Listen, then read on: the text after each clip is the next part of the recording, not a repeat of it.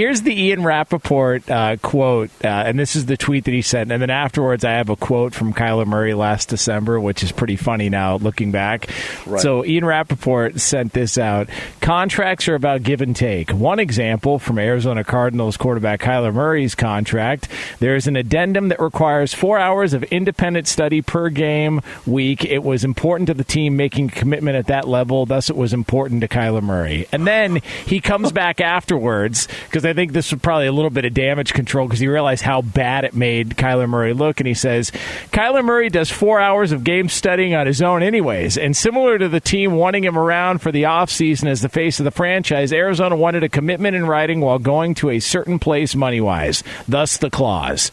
Dude, if he does that, weird. It's weird. That's a weird number. It's strange. Like, the whole thing is strange. And then you go back to a quote from last December, and this was Kyler Murray in an interview with the New York Times, where he says, quote, I think I was blessed with the cognitive skills to just go out there and just see it before it happens. I'm not one of these guys that's going to sit there and kill myself watching film. I don't sit there for 24 hours and break down this team and that team and watch every game, because in my head, I see so much.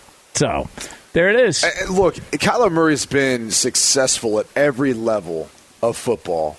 I mean, he really has, if you think about it. Now, he didn't play a ton in college. He only played one full season as a starter. They did win the Big 12. They did go to the college football playoff. He did win a Heisman. He did become the number 1 overall pick. I mean, all those things came from that.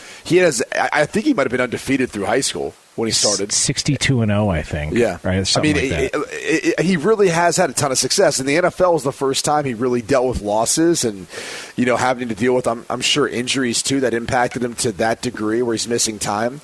But he's gotten better and better and better. So I'm not going to take away from the talent that he is. But you're not going to see this clause in Lamar Jackson's contract. You didn't see this clause in Deshaun Watson's contract. You're not going to see this clause in Patrick Mahomes, Josh Allen's, Aaron Rodgers. You didn't see it in any of them because they didn't need to. Like that's the crazy thing to me, is they can say whatever they want. And that when I say they, I'm saying they as in who put this out there. That's dumb. Because whoever put it out there. I can't believe it. It's one of two sides. It's either his agency, which has been very, forthright with trying to push the agenda and narrative of everything, Eric Burkhart, which you could see why they would say, hey, let's get ahead of this. Let's feed this to Ian Rappaport. Let's put it out there. And then once it's out there, like, we can try to, create the narrative that we want around this, right? That's one thought. The other thought is maybe this came out for the Arizona Cardinals. But how? And the reason why I say that. Tell me how from the agency side first, though, because that's to me, that's damaging to your client. I think it's damaging to both sides. I think it makes both sides look bad. It makes regardless, both sides aren't going to look great through all this, but that's because who do you think Ian Rappaport, Adam Schefter, who do you think they get all their stuff from? The agents.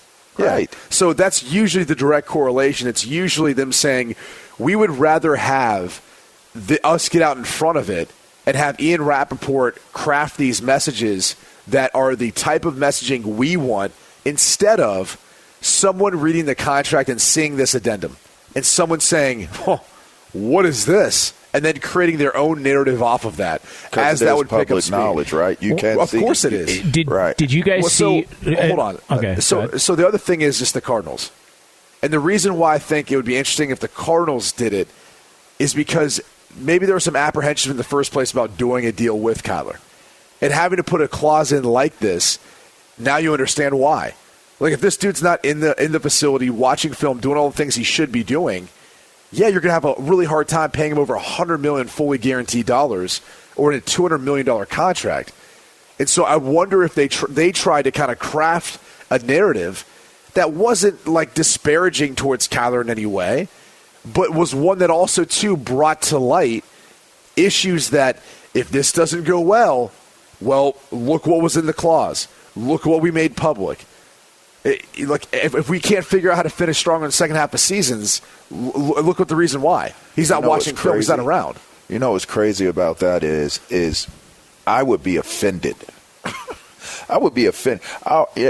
You're supposed to watch film. Like, I don't care if you can feel the game and all that other.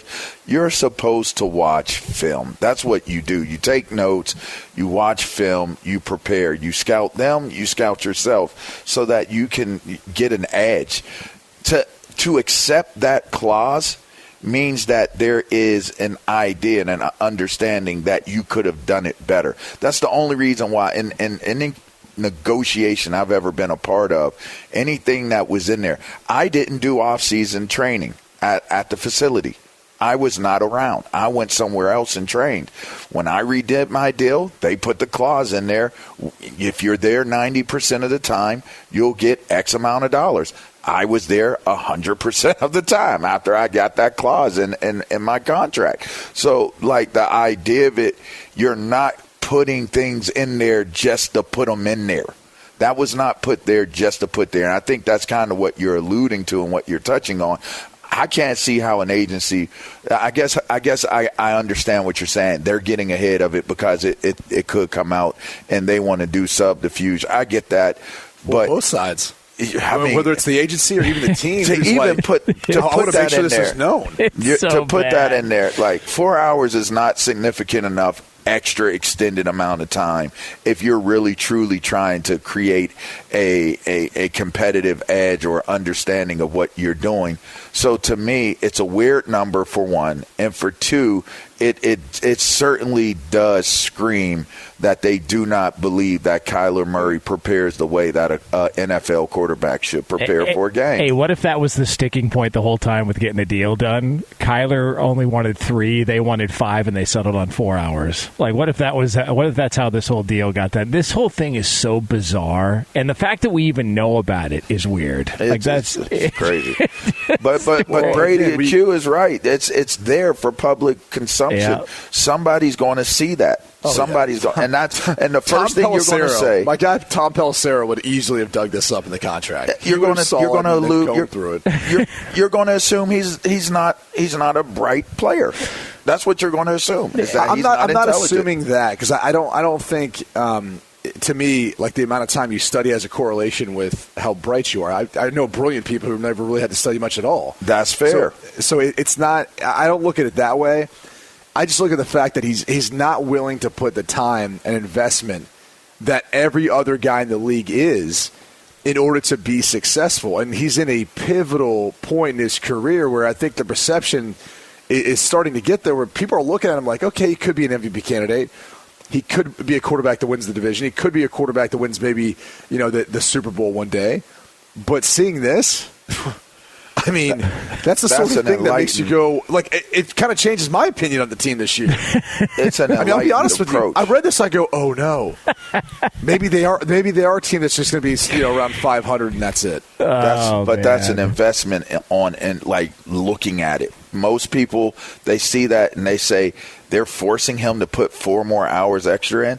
That comes down to most people who just see it at face value are going to say he's not smart. Like that is the correlation of what that would be without enlightenment of what it really could matter or mean in the scenario. He's not smart.